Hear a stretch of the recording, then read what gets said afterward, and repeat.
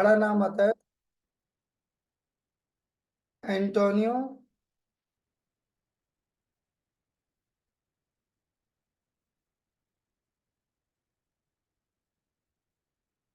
Francisco Gramsci. ध्यान दो please. Gramsci का जो जन्म है वो हुआ कब? 22 जनवरी 1891 में। कहाँ पर? एल्स करके एक जगह है, इटली में।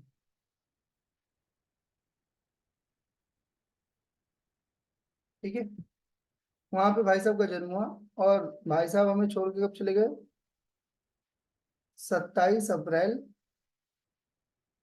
1937 में, just as a age of 46, Rome Italy में।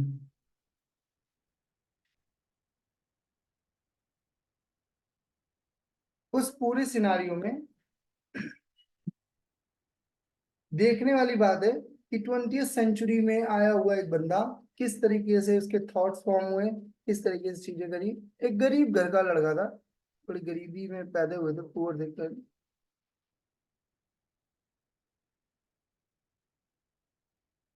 इवेंचुअली जो पूरा का पूरा रीजन था जहां पर ये थे, वही पूरा का पूरा क्या था?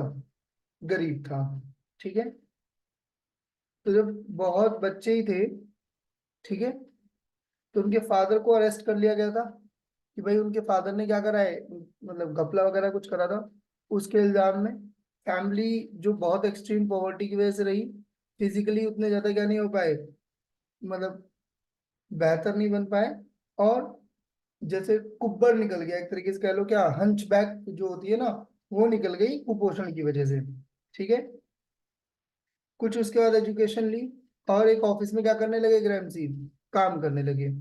और उनको स्कॉलरशिप मिली 1991 में, सॉरी हाँ, 1901 में। और उसके बाद क्या होता है भाई, वो आगे पढ़ाई करने के लिए चले आते हैं इटली के अंदर कुछ अच्छी यूनिवर्सिटी, यूनिवर्सिटी ऑफ ट्यूना में। वहां पे जाने के बाद इन्होंने जो सबसे ज्यादा इनको चीजों को प्रभावित करा, वो करा किसने? सोशलिस्ट थॉट ने। तो ग्रामसी जो है,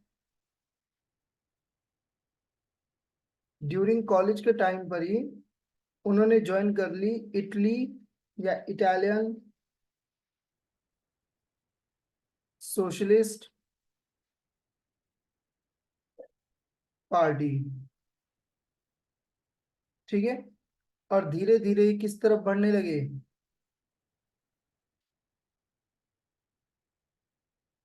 मार्क्सिस्ट थॉट की तरफ बढ़ने लगे। मार्क्सिस्ट आइडियाज की तरफ क्या होने लगे? एक इनका झुकाव बढ़ने लगा, मार्क्सिज्म की तरफ इनका झुकाव धीरे धीरे क्या होने लगा? बढ़ने लगा। 1914-15 में जब इन्होंने अपने सारे सिनेरियो कंप्लीट कर लिए, तो इन्होंने क्या करा, इन्होंने कार्ल मार्क्स के बहुत सारे लेक्चर्स लिए। ठीक है, जो किसके ऊपर बेस्ड थे? कार्ल मार्क्स के ऊपर। तो लेक्चर्स कंप्लीट करे इन्होंने ऑन कार्ल मार्क्स।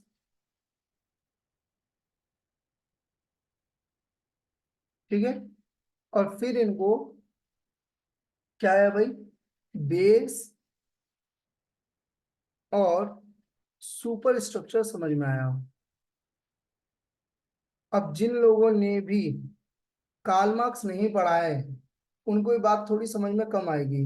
आपको पता है ना, मैंने बताया था कि कार्ल मार्क्स के अंदर कि एक तो वो लोग हैं जो सबसे ज्यादा पावरफुल है, जिन्हें सुपर स्ट्रक्चर बोलते हैं। और दूसरे जो लोग क्या है, लेबर क्लास, बेस जो है। कार्ल मार्क्स इसी क्लास सिस्टम को तो क्या कर रहे थे, बोलो, खत्म करने में लगे हुए थे। और ग्रामसी भी लेबर मूवमेंट में जुड़ गए।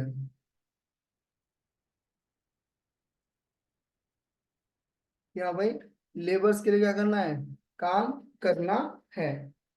1921 में, 1921 में ग्रामसी ने फाउंड करी कौन सी? Italian communist party. और ये इसके फाउंडिंग मेंबर्स में से एक थे, फिर जनरल सेक्रेटरी बने, फिर इटली के क्या हुए, पार्लियामेंट के अंदर भी गए। ठीक है। और 1926 में क्या हुआ भाई, इटली में आया क्या, फार्सिज्म। बोलो भाई, फासिज्म का मतलब तो जानते हो ना, वो जर्मनी वाला। ठीक है। और इन्हें क्या कर लिया गया, अरेस्ट कर लिया गया और इनको लाइफ इम्प्रिजनमेंट दे दिया गया।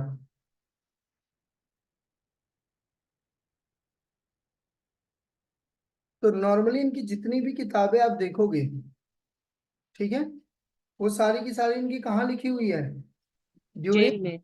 जेल में। क्लियर बात। और उनकी नोटबुक जो है, उसी में वो सारी चीजें लिखते थे, जिसे बाद में पेंगुइन ने क्या करा, प्रकाशित करा।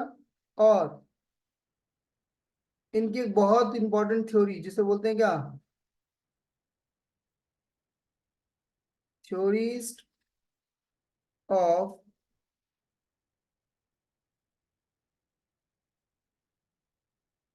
हिगेलियन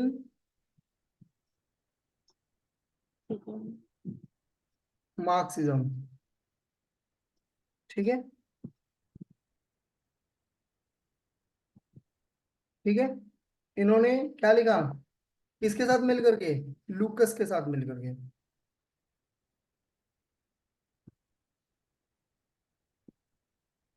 तो जेल के अंदर ही इनकी सारी की सारी रचनाएं हुई।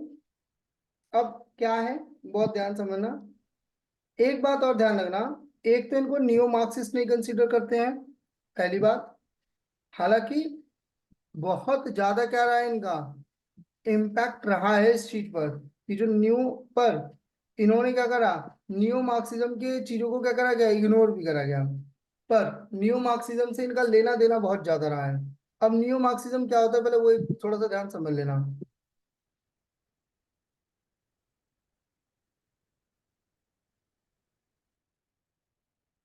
वैसे कोई बताएगा मुझे न्यू मार्क्सिज्म क्या होता है,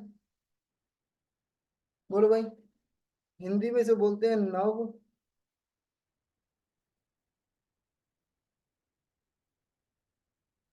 मार्क्सवादी।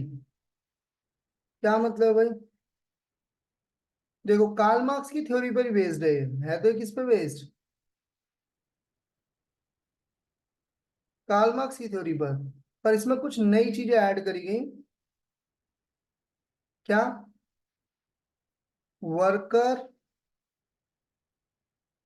Ownership and joint property, sorry joint prosperity. मतलब क्या इस बात का, मतलब ये कि देखो, एक तो वर्कर तो वर्कर रहेगा ही, पर वर्कर का पार्टिसिपेशन जो है किसके अंदर, उसके काम में, यानी कि उसके मैनेजमेंट में दिया जाएगा, जिससे कि दोनों लोग बढ़ पाए, यानी कि ऑनर भी बढ़े और कौन बढ़े, वर्कर भी बढ़े। वर्कर भी। क्लियर है बात, कोई दिक्कत। नहीं। इनकी एक बहुत फेमस किताब भी है, यहाँ पे नोटबुक लिखा है ना, यहीं पे लिख लेना, याद रखना कौन सी, प्रिजन नोट। प्रिजन। कब लिखी थी, 19 पब्लिश हुई है कब, 1971 में।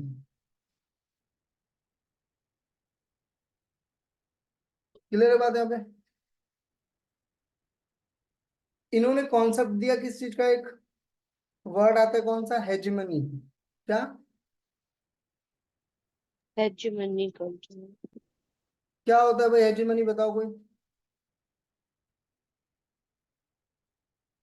बोलो। देखो, हेजिमनी का मतलब होता है जहां पे क्या होता है, कंट्रोल बाय वन कंट्री,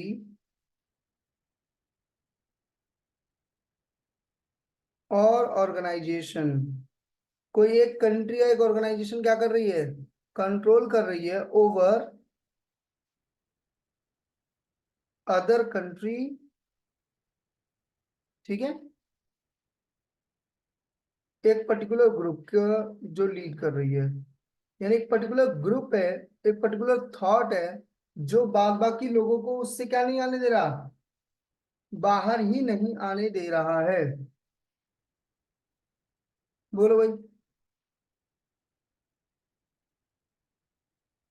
समझ में आ रही बात यहाँ पर? बोलो। कौन सा ग्रुप है सर? Particular group? कोई भी पर्टिकुलर ग्रुप, एक सोच के आदमी जो है ना, वो दूसरी सोच के आदमी को बाहर ही नहीं आने दे रहे हैं। अब जैसे मान लो, एक एक नौकर क्लास आदमी है, जिसने जिंदगी भर क्या करी है, गवर्नमेंट जॉब करी है।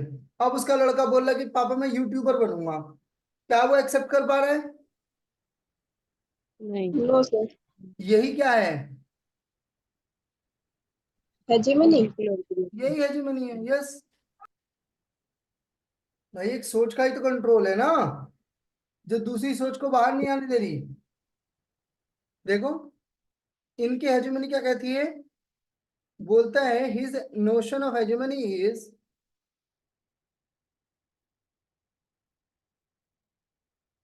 considered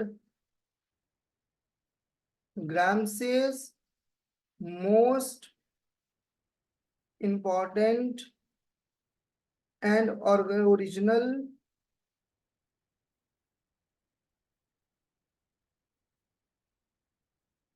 contribution, ठीक है। और इन्होंने दो क्लास सोसाइटी की बात करी। पहला, जो क्या करते हैं, मीन ऑफ प्रोडक्शन पे कंट्रोल करते हैं, यानी जिनका कंट्रोल किस पर है, संसाधनों पर। और दूसरी सोसाइटी है जिसका नाम है क्या, लेबर पावर, यानी कि आपके मजदूर। और ये दोनों इस दूसरे से बाहर नहीं निकल पा रहे, क्यों? क्योंकि ये दोनों ही क्या है भाई,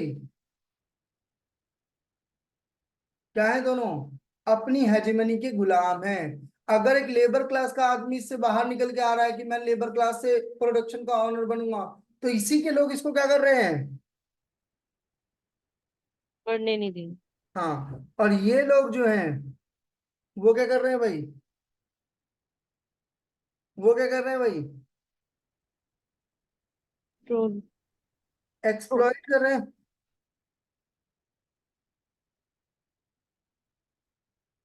ठीक है। समझ में आ रही बात? हाँ सर। ग्रामीण ने एक बात और कही, ध्यान दो, इसने अपोज करा मार्क्सिस्ट की पोजीशन को भी।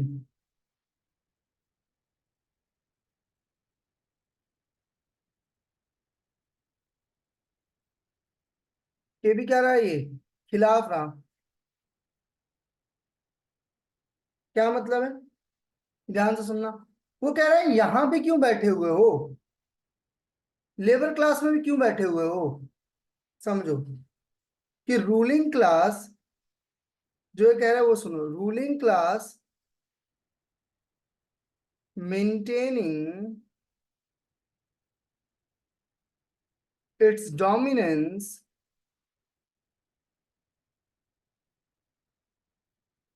in a variant of ways, ठीक है। फिर चाहे वो वेज में क्या बात करी, कि फिर चाहे वो फोर्स का यूज करते हो, वो फिर चाहे इकोनॉमिकल पावर का यूज कर रहे हो, ठीक है। और आप पे रेगुलरली क्या कर रहे हैं, रूल्ड कर रहे हैं। बोलो भाई। पर लेबर क्लास इसको क्या नहीं कर रही है, क्या नहीं कर रही भाई, बोलो।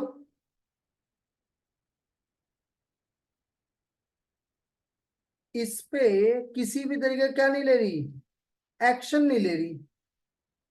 समझ में आ रही बात? तो ये कहीं ना कहीं नॉन कॉन्वेंसिक, करवेंसिक भी कह लो, जबरदस्ती, बिना किसी जबरदस्ती के क्या बने हुए हैं, क्या बने हुए हैं, गुलाम बने हुए हैं। क्योंकि इनका माइंडसेट ही क्या हो चुका है, इनके माइंडसेट ने क्या ढूंढ लिया है, एक कंफर्ट ढूंढ लिया है कि अच्छा जो ये कह रहे हैं वही ठीक है। बोलो भाई।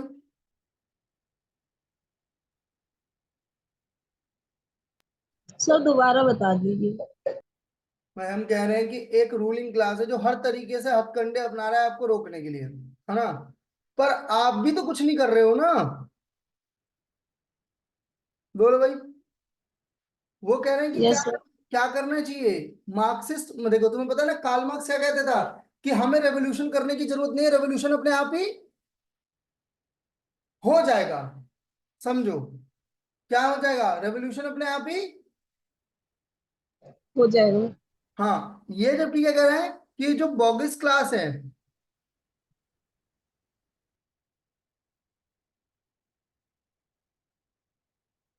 जो रूल है, इसे हमें क्या करना पड़ेगा, ओवरथ्रोन करना पड़ेगा। हमें क्या करना पड़ेगा, इसको उखाड़ फेंकना पड़ेगा। कुछ होगा नहीं, हमें करना। पड़ेगा। यस। और हमें हिस्टोरिकली ब्लॉक, हमें अपने, मतलब गांधी का कहना है कि उखाड़ फेंकने में सक्षम बनने के लिए मजदूरों को क्या करना पड़ेगा, एक गठबंधन बनाने की जरूरत है। क्या बनाने की जरूरत है, एक अलायंस गठबंधन बना बनाने के के लिए। तैयार करनी पड़ेगी। और तभी जाकर के ये रूलिंग क्लास के लोगों को क्या कर पाएंगे, वहां उखाड़ से पाएंगे। उखाड़ फेंक पाएंगे। अदरवाइज ये पूरी जिंदगी इसी तरीके से गुलाम रहे, गुलाम बनते रहेंगे। क्योंकि ये हेजेमनी के शिकार हैं।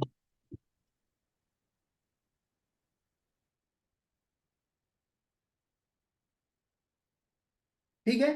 साथ ही साथ इनके ऊपर क्या कह रहे हैं, गांधी क्या कह रहे हैं, ध्यान सुनना, कि जो रूलिंग क्लास है वो गरीब लोगों के ऊपर क्या थोपती है, क्या करती है, control the mind of people by imposing their culture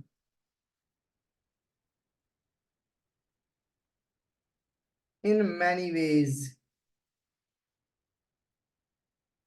आपके ऊपर क्या थोप करके, कल्चर थोप करके। ठीक है। और इसी को कहते हैं क्या बच्चों, क्या बोलेंगे, कल्चरल कल्चर हेजेमनी। कल्चर। समझाऊं मैं इसका एक बढ़िया एग्जांपल समझाऊं।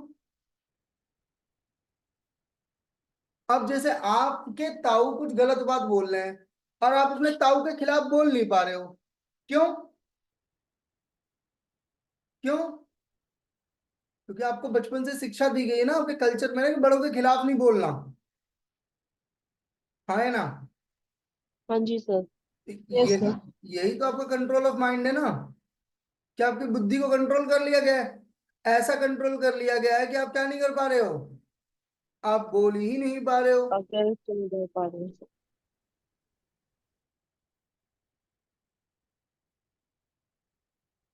ठीक है। अच्छा, इन्होंने एक बात और बोली, क्या, कि रूलिंग क्लास कल्चर वाली बात तो बोली, एक और बात बोली। ये बात ध्यान रखना कि रूलिंग क्लास जरूरी नहीं है कि हर बार क्या करता है, नैरो माइंड ही खेलता है। ऐसा नहीं कि हर बार सिर्फ अपने फायदे के बारे में सोचेगा। रूलिंग क्लास अपनी सत्ता को बनाने के लिए कई बार क्या करता है, कॉम्प्रोमाइज भी करता है और अलायंस भी करता है। समझ में आ रही बात? जिससे कि वो क्या बना पाता है,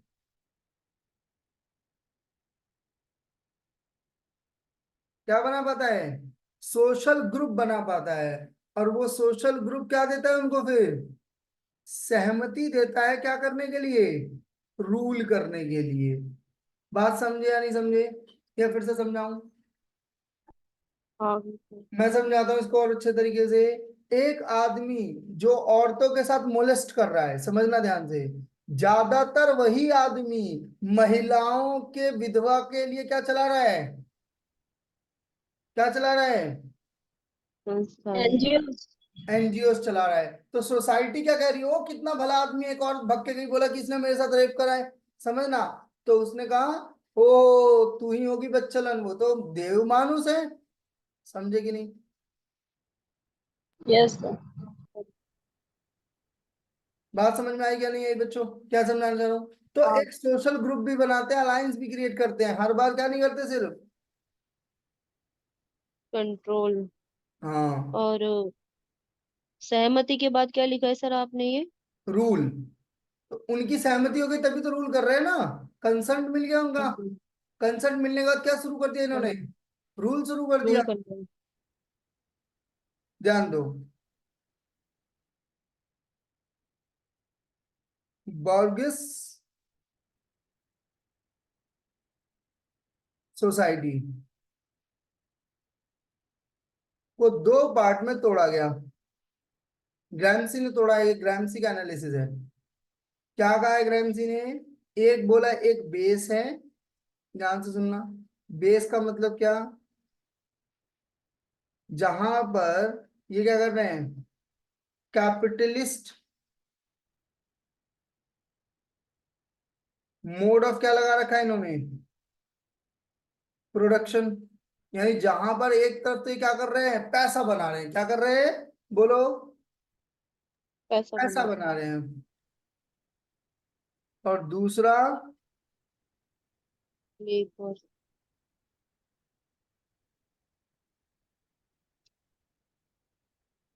दूसरा ये लीगल जा रहे हैं, पॉलिटिकल पावर लेकर के आ रहे हैं। समझ रहे हो बात को? रिलीजन में भी घुस रहे हैं, मॉरल वैल्यूज में भी घुस रहे हैं, सोशल प्रैक्टिस भी कर रहे हैं। समझ में आ रही है बात? क्लियर हुई बात क्या? बोलो भाई। हाँ सर।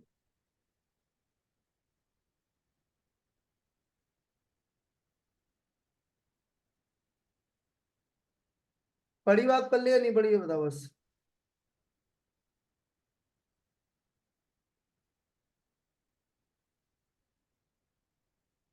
तो इससे क्या होता है?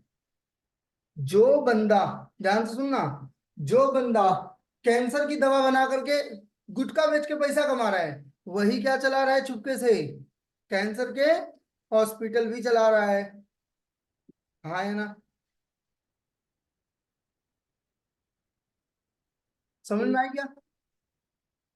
सुपर हाँ स्ट्रक्चर यस सर। को सर। दो पार्ट में तोड़ा गया। कौन कौन से दो पार्ट? एक सिविल सोसाइटी,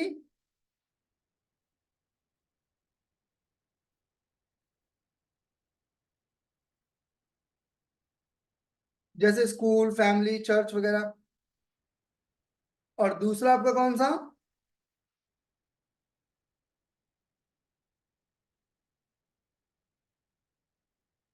पॉलिटिकल। अब जैसे कई बार तुम सुनते हो ना ये बात कि अरे वो इतना अमीर आदमी है, कितना डाउन टू अर्थ रहता है ना?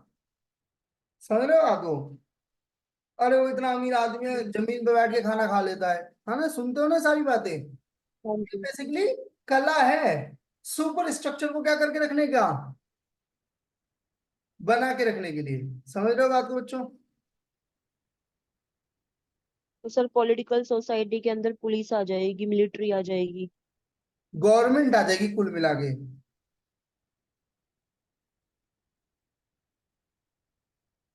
समझ में आ रही बात? हाँ। यहीं पर एक बात ध्यान रखना, एक और टर्म याद रखना, नोट कर लेना। पॉलिटिकल सोसाइटी,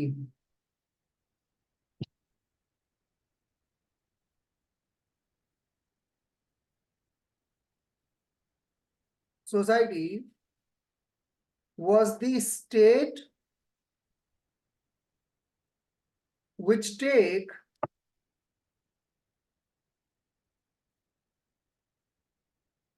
क्या करती है भाई, हेल्प लेती है किस चीज का, फोर्स का, किस चीज के लिए, अपनी डोमिनेंस को बनाने के लिए, जिसमें हम आर्मी पुलिस वगैरह कहते हैं ना। और इसी चीज को, ध्यान से सुनना बच्चों, इसी चीज को हम लोग क्या नाम देते हैं, क्या नाम दिया गया है, स्ट्रक्चर ऑफ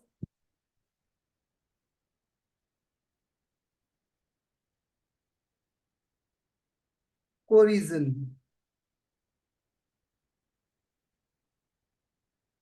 हिंदी में बोलते हैं इसको क्या, बल प्रयोग मूलक संरचना। जहां पे आपने किसका प्रयोग करा है, बल का। बल का प्रयोग करके आपने क्या करा है भाई, अपनी पावर को एस्टेब्लिश करा होगा, उसी को हम क्या बोलेंगे बच्चों, स्ट्रक्चर ऑफ क्या, बोलो, स्ट्रक्चर ऑफ क्या, कोरिजन। जहां पे आप बल का प्रयोग करते हो, ये कहां पर है ज्यादातर, पॉलिटिकल सोसाइटी में। क्लियर है बात। वहीं पर अगर आप सिविल सोसाइटी में जाते हो,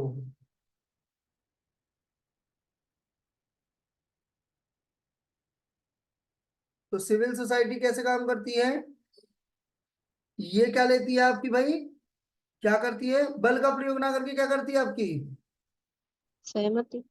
यस, कंसर्न ऑफ सिटीजन्स,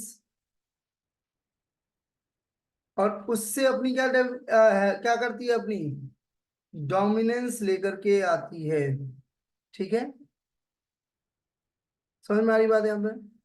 और इसको कहते हैं, पूरे प्रोसेस को क्या कहते हैं बच्चों, बोलते हैं स्ट्रक्चर ऑफ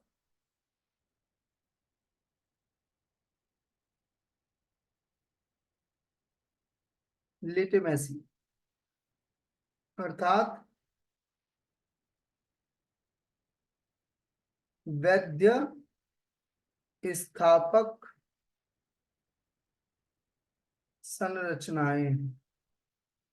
क्लियर है बात यहाँ पर, बोलो भाई, यहां तक कोई डाउट हो तो प्लीज बताओ।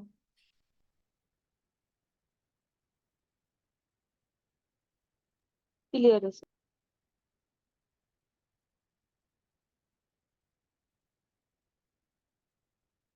किसी को भी कोई डाउट कुछ पूछना हो तो पूछो प्लीज। No sir.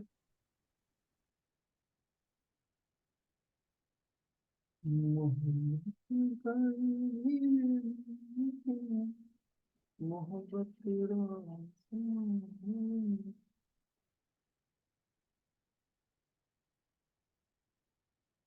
कोई दिक्कत किसी को भाई, बताओ कुछ ऐसा जो पूछना हो।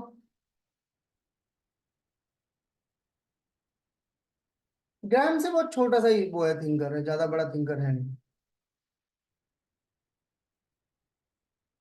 सर इनकी बंदी गृह भी नोटबुक है।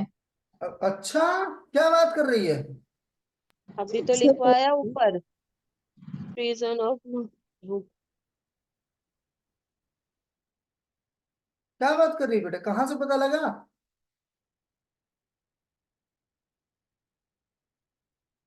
Okay sir. शायद इनकी एक ही किताब ही है ये।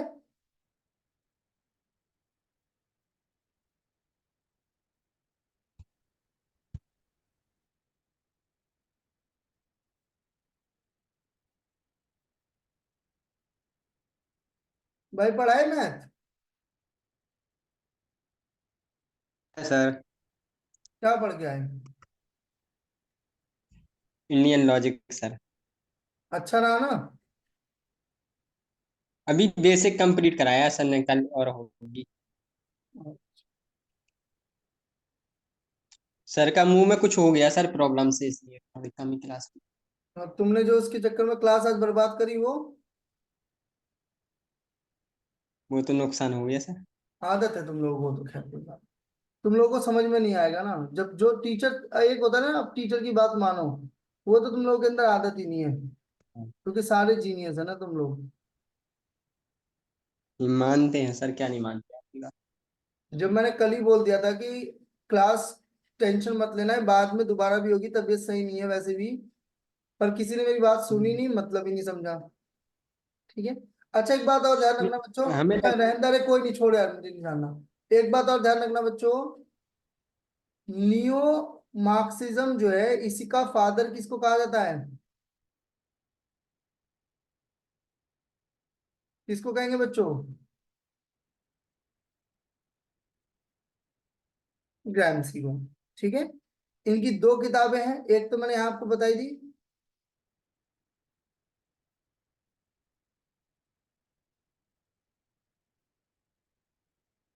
एक किताब तो इनकी कौन सी है?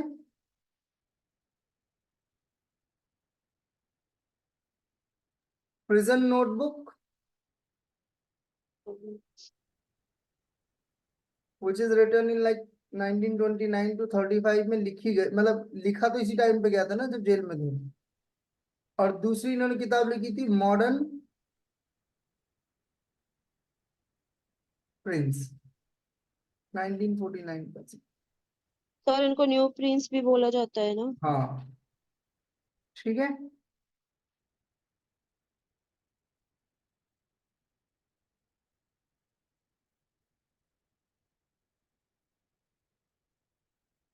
कोई दिक्कत भाई? मैं हेजिमनी का ना एक डायग्राम बना देता हूँ, जरा ध्यान दे लेना। ठीक है, बाद में क्लियर रहेगा। बना दूं? एक अच्छा सा डायग्राम देख लो।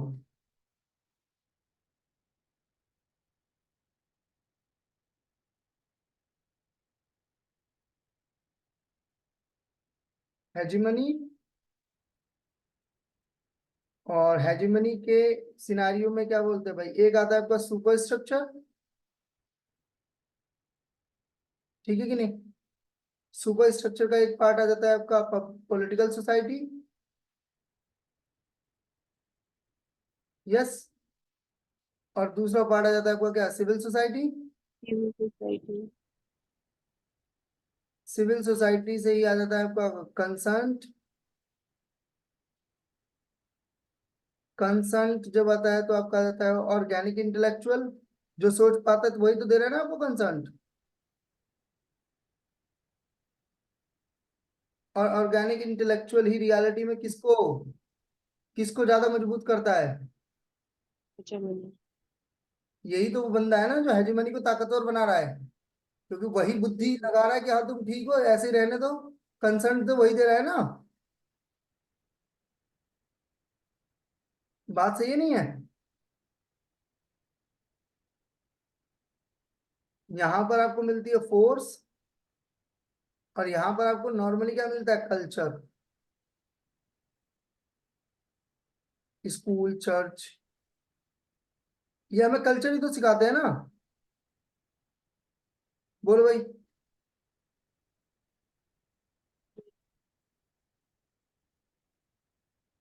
इन्होंने बोला हेजिमनी को अगर तोड़ना है तो दो चीजें करनी पड़ेंगी, क्या क्या? एक तो वॉर, पहली क्या होगी, वॉर ऑफ पोजीशन, और दूसरी लड़नी पड़ेगी क्या आपको, वॉर ऑफ मूवमेंट।